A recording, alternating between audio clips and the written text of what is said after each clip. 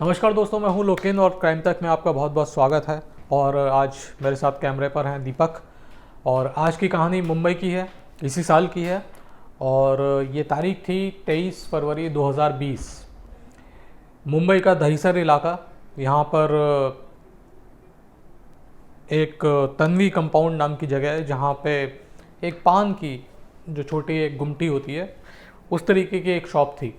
उसी गुमटी के पास पुलिस को एक लाश मिलती है। और जो लाश थी, उसका जो चेहरा था उसको बुरी तरीके से कुचला गया था। और ब्लंट ऑब्जेक्ट जो है, कुछ भारी चीज़ से उस पर वार किया गया था। जो हालात देख के लग रहे थे मौके के, उनको देखकर लगता था कि शायद कोई ईंट से जो है वो वार किया गया है। और इसी फैटल जो ब्लो है, जो जानलेवा वार है, उसकी वजह से उस शख्स की जान चली गई। और जल्दी उसकी, क्योंकि वो गुमटी के पास उसकी बॉडी मिली थी, जो पान सिगरेट वगैरह की जो गुमटी होती है उसके पास में ही उसकी बॉडी मिली थी, तो उसकी जल्दी पहचान हो गई। और मालूम चला कि ये जो शख्स है जिसकी लाश मिली है, उसका नाम अशोक कुमार मौर्य है। 37 साल की इसकी उम्र है। और ये भी बताया गया आसपास के लोगों ने कि काफ़ी वक्त से इसी तन्वी कंपाउंड के पास में एक गुमटी पान बीड़ी की जो दुकान है वो चलाया करता था। अब अशोक कुमार मौर्य के जितने भी जानने वाले थे, उनसे पूछा गया कि भाई बताओ कि कोई दुश्मनी, कोई रंजिश किसी से, क्या इसका चाल चलन कैसा था, शराब वराब पीता था, क्या करता था, तमाम जो चीज़ें होती हैं इंक्वायरी पुलिस करती है वो उन्होंने की। और मौके पे पुलिस को ऐसा कुछ मिला नहीं कि तुरंत उसको सुलझाया जा सके केस को। तो पुलिस ने अपना ऑफिशियल जो भी काम होता है वो करने के बाद मौका मुआयना, फ़ोटोग्राफ्स खींचे जाते हैं, फॉरेंसिक की टीम आती है, तमाम चीज़ें जो होती हैं। एक बार अगर बॉडी मिलती है तो वहाँ पे जो फॉर्मेलिटीज़ होती हैं पुलिस की, जो कानूनी तौर पे करना ज़रूरी है, उसमें काफ़ी वक्त लग जाता है। तो ये सारी फॉर्मेलिटीज़ वगैरह करने के बाद पुलिस ने जो बॉडी थी वो पोस्टमार्टम के लिए भिजवा दी। और पोस्टमार्टम के लिए बॉडी भिजवाने के बाद पुलिस अपना टीम फॉर्म करी, और एक जो टीम थी उसने पूरे मामले की तफ्तीश शुरू की। शुरुआती तौर पर जैसे जब बॉडी मिली थी तभी कई सारे लोग जो थे वो इकट्ठा हो गए थे लाश के आसपास, और उन्होंने ही लाश को पहचाना भी था कि ये लाश जो है अशोक कुमार मौर्य की है। तो उसी वक्त पुलिस ने फौरी तौर पे कुछ पूछताछ कर ली थी। तो कुछ पुलिस को मालूम था कि ये काफ़ी वक्त से यहाँ पे दुकान चलाता है, किसी से उस तरीके की दुश्मनी नहीं है, और सीधा साधा आदमी है, घर परिवार वाला आदमी है। बीवी से बात करी गई तो बीवी ने बताया कि मेरी बात मेरे पति से 22 फरवरी 2020 को आखिरी बार 9:38 पे हुई थी रात को। और जब मेरी बात हो रही थी तो मैंने पीछे से आवाज़ें आ रही थी। तो पुलिस ने पूछा किस तरीके की आवाज़ें आ रही थी, तो उसने बताया, अशोक कुमार मौर्य की बीवी ने, कि पीछे से किसी आदमी की आवाज़ आ रही थी जिसने काफ़ी ज़्यादा शराब पी हुई थी, और वो बार बार मेरा पति जो है अशोक, उससे पैसे की मांग कर रहा था। और मेरा पति अशोक जो है वो उसको धिक्कार रहा था या उसको डांट रहा था कि जाओ यहाँ से, और अभी इतना धंधे के टाइम पे टाइम खोटी मत करो, ये सारी चीज़ें जो भी बातचीत हो रही थी। तो पुलिस के पास ये क्लू था कि आखिरी बार कोई शराब पिया हुआ शख्स जो है ये अशोक कुमार मौर्य के पास में था। पता किया गया कि अक्सर क्या अशोक कुमार मौर्य की जहाँ पे दुकान है वहाँ पे लोग आके शराब वराब पीते हैं। तो पता चला कि ये जो दुकान थी ये थोड़ा सुनसान इलाका तो नहीं कहा जाएगा, लेकिन एक कोने में थी जहाँ पे लोगों को बहुत ज़्यादा आना जाना नहीं था। कुछ वर्कर्स थे, क्योंकि दहीसर का इलाका है और उसमें कई सारी जो है छोटी छोटी जो है फैक्ट्रीज़ हैं, जो एक घरों में रहती हैं या फिर दुकानों में भी रहती हैं, उस तरीके की फैक्ट्रीज़ हैं। तो ये पता चला कि कई सारे जो वर्कर थे वो रात के टाइम पे ये जो अशोक की दुकान थी उसके आसपास आते थे, और वहीं पे अपना जो शराब पीते थे बैठ के, और शराब पीने के बाद चले जाते थे, और जो भी चीज़ें लेनी होती थी वो अशोक की दुकान से ले लिया करते थे। तो ये बात पुलिस को पता चली और पुलिस ने काफ़ी सारे लोगों से बातचीत की और कई जो लोग थे उनको पूछा कि क्या तुम लोगों ने देखा था। तो कोई ऐसा पुख्ता पुलिस को ना गवाह नहीं मिल रहा था कि जो बता पाए कि आखिरी बार ये जो अशोक कुमार मौर्य था, जिसके बारे में बताया जा रहा था, उसकी बीवी जो बता रही थी कि आखिरी बार किसी शराब पिए हुए शख्स से उसकी बातचीत या एक तरह से भिड़ंत हो रही थी या बहस हो रही थी, तो उसके बारे में पुलिस ने कई सारे लोगों से पूछा। तो लेकिन सब लोगों ने बोल दिया कि हम तो नहीं थे और उस टाइम पे इस तरीके का कोई एक ऐसा गवाह नहीं मिला पुलिस को जिससे पता किया जा सके कि जिस शख्स के साथ उस अशोक की लड़ाई हो रही थी वो कौन था। अब पुलिस ने फैसला किया कि एक बार फिर जो सीन ऑफ क्राइम है, जो इंसिडेंट मौका वारदात है, वहाँ पे जाके एक बार फिर से तलाशी ली जाए। उस दिन भी जिस दिन ये लाश मिली थी 23 फरवरी की सुबह, तब भी पुलिस ने तलाशी ली थी, लेकिन पुलिस को लग रहा था कि शायद एक बार फिर से कुछ तलाशी ली जाए। और आसपास इलाके में पुलिस ने मौके की, दुकान की और बाकी के दुकान के आसपास जो चीज़ें थी उनके तो देख लिया था, मौका मुआयना कर लिया था, लेकिन पुलिस को लग रहा था कि थोड़ा जो उनका पैरामीटर है सर्च का उसको थोड़ा बढ़ाया जाए और थोड़ा बड़े इलाके में सर्च की जाए, शायद वहाँ से कुछ मिल जाए। इस तरीके की पुलिस को उम्मीद थी और पुलिस ने की जो टीम थी वो मौके पे पहुंची और उन्होंने फिर से एक बार जो क्राइम सीन था उसको तलाशना शुरू किया। और इस बार उनकी जो तलाश थी वो थोड़ी लंबी थी और ज़्यादा एरिया कवर कर रही थी। पुलिस जब तलाश रही थी तो उन्हें मौके से एक ग्लास मिला। आपने देखा होगा कि और ये जो ग्लास था ये बेसिकली जो हीरा होता है, हीरा तलाशने का जो ग्लास है वो था। आपने देखा होगा कभी भी, अगर अपने तस्वीरों में देखा होगा, अगर नहीं भी देखा होगा तो आप गूगल मारेंगे तो डायमंड पॉलिशिंग के नाम से तो आपको दिख जाएगा कि एक ऐसे ग्लास लगा के वो लोग काम करते हैं और उस तरीके से जो डायमंड होता है उसको पॉलिश करते हैं। तो ऐसा एक ग्लास पुलिस को मौके से मिला। इत्तेफाक की बात ये भी थी कि बहुत सारी ये जो तन्वी कंपाउंड था उसके आसपास, दहीसर ईस्ट का ये मामला है, तो उसके आसपास कई सारी जो थी डायमंड पॉलिशिंग की फैक्ट्रीज थी और बहुत सारे मजदूर यूपी, बिहार, कलकत्ता और गुजरात, वहाँ पे बहुत सारे मजदूर डायमंड पॉलिशिंग का काम किया करते थे। तो पुलिस को लगा कि हो ना हो इस ग्लास का जो रिलेशन है वो अशोक कुमार मौर्य जो है उसके कत्ल से तो नहीं है। तो पुलिस ने एक बार सोचा कि क्यों ना इस एंगल पे भी पूरी जांच की जाए और 2 टीमें बनाई गई। और 2 टीमें बनाने के बाद इन लोगों ने पूरी जितने भी दहीसर ईस्ट के आसपास के इलाके की जो डायमंड पॉलिशिंग की फैक्ट्रीज थी उनके बारे में पता किया और उनमें जो कर्मचारी थे उनके बारे में भी पता किया कि कौन कौन कर्मचारी काम करते हैं और क्या क्या चीज़ें हैं, कौन अभी 23 फरवरी के बाद से ही गायब है। क्योंकि जाहिर सी बात है पुलिस को लग रहा था कि अगर उसका जो कत्ल करने वाला शख्स है उसका वास्ता इस ग्लास से होगा तो बमुश्किल ही वहाँ पे होगा जहाँ पे वो काम करता होगा। तो पुलिस ने तय किया कि जितनी भी फैक्ट्रीज़ हैं आसपास की, उनके जितने भी कर्मचारी हैं उनकी लिस्ट निकाली जाए और पूछताछ भी की जाए कि हाल फिलहाल में कोई कर्मचारी काम छोड़ के तो नहीं गया।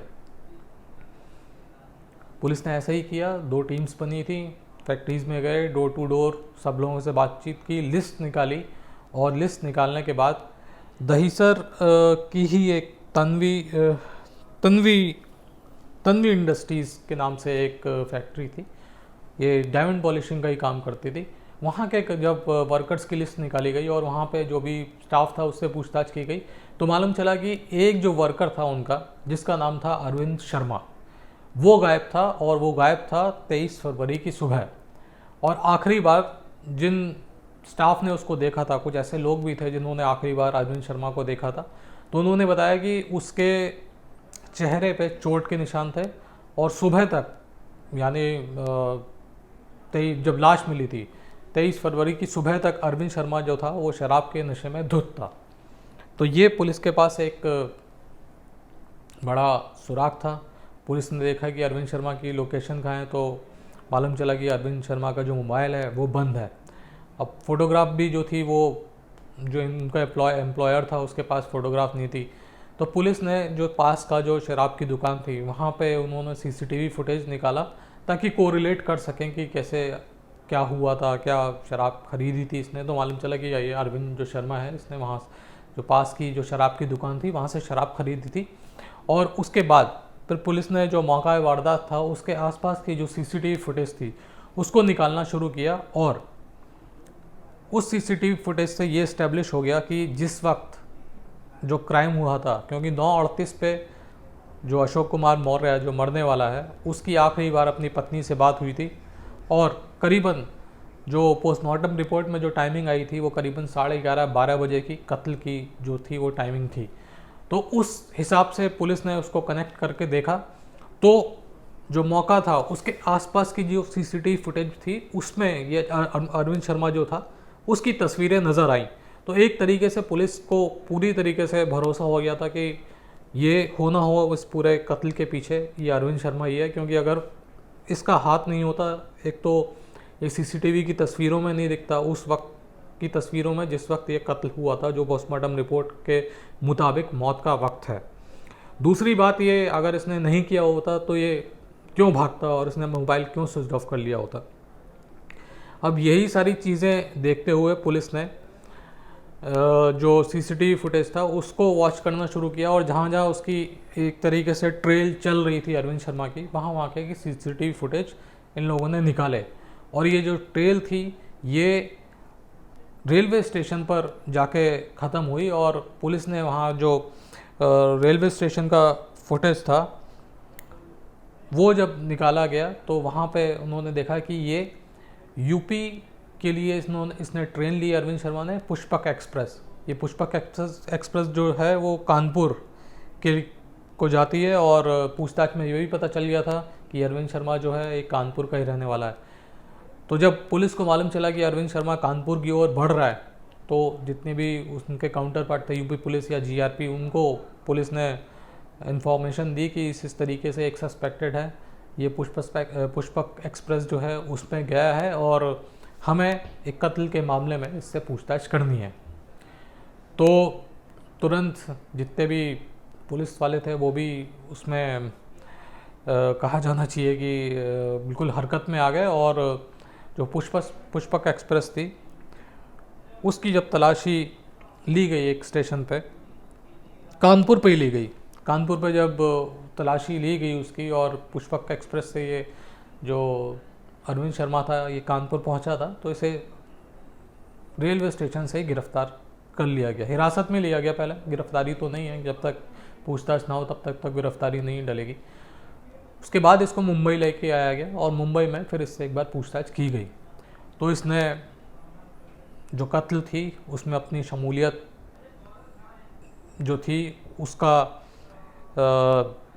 इसने कंफर्म करी और इसने बताया कि वारदात वाले दिन यानी 22 फरवरी की रात को ये अशोक कुमार मौर्य की दुकान पे गया था और इसके पास शराब पीने के पैसे ख़त्म हो चुके थे, तो ये बार बार उससे पैसे मांग रहा था।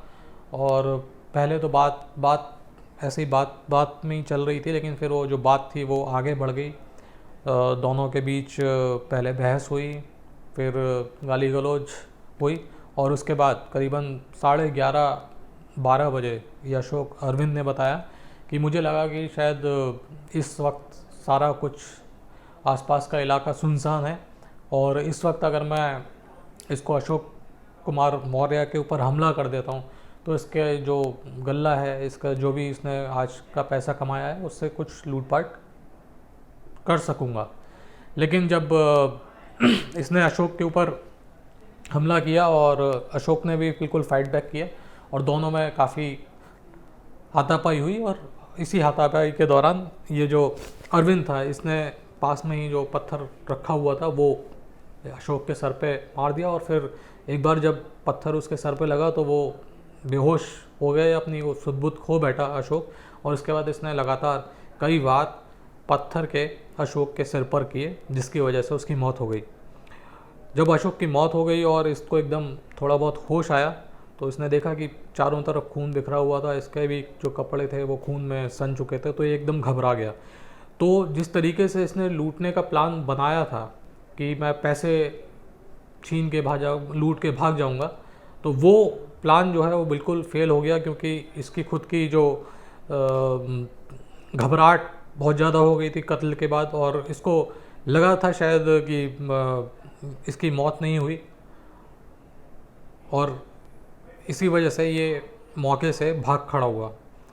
और सुबह इसने एक ट्रेन ली, पुष्पक एक्सप्रेस जो थी, अपने होम टाउन कानपुर के लिए, और वहाँ से निकल गया।